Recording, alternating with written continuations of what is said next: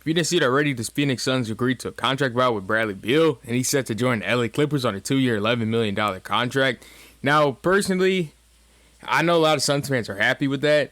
I don't know if I'd be happy with the wave and stretch on Bradley Beal, because, again, the Clippers easily won this little exchange. Obviously, they got him for free, basically. But, yeah, I don't think Bradley Beal is nearly as bad as people think. In fact, I think Bradley Beal is a really good basketball player. Obviously, his contract was atrocious, so it makes sense for the Suns to want to buy him out because he obviously had no trade clause. He was waiving it during every trade negotiation. Looks like for teams who even wanted to trade for him. I don't think any team really wanted to trade for him anymore. But again, the Clippers got to steal. In my opinion, now I know it's going to be an unpopular opinion, but I believe that Bradley Beal is every bit as good as Norman Powell, if not better.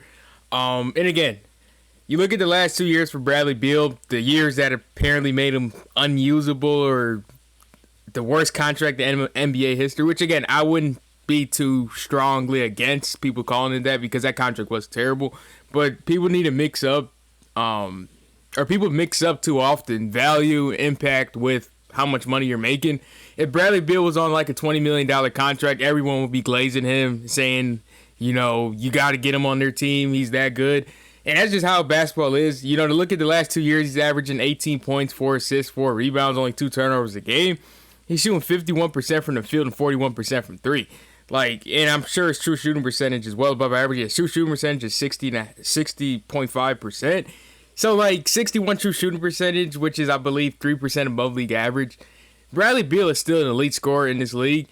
I don't think he's much worse, if at all, than Norman Powell is. Obviously, we saw Norman Powell average, 24 points in the first half of the season when nobody was really playing. Or not nobody, but Kawhi Leonard was injured, so his role increased. When Kawhi came back, we saw in the playoffs, Norman Powell didn't really play great in the postseason. And again, I personally think Bradley Beal's better. I think he's an upgrade over Norman Powell. Much better playmaker, in my opinion. He's a better scorer as well.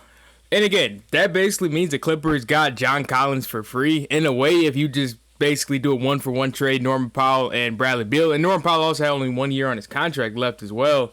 So again, I like the move for the Clippers. I think this move makes them a contender. And we always talk about the Rockets and the Nuggets winning the offseason.